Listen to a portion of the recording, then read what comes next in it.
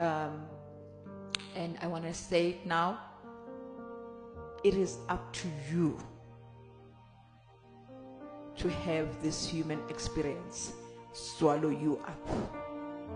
It is up to you to have this human experience as an awakened soul. Your part here is to know who you are.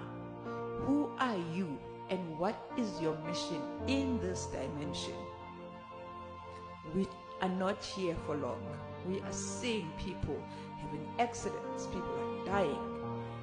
Do you really want to live this human experience without knowing who you are?